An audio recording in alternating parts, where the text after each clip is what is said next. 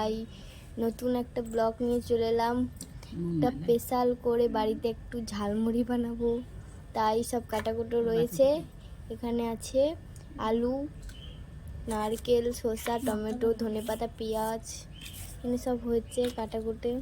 তো যখন ঝালমুড়ি বানাবো তখন আবার নেক্সট ভিডিওতে দেখা হচ্ছে। আজকে পয়লা বৈশাখের দিন দেখো আমাদের কি হচ্ছে, দেখিয়ে দাও। চানাচুরটা ঢালো, মুড়িটা মাখায়, চানাচুর ঢেলছে, মুড়ি মাখছি, দাও।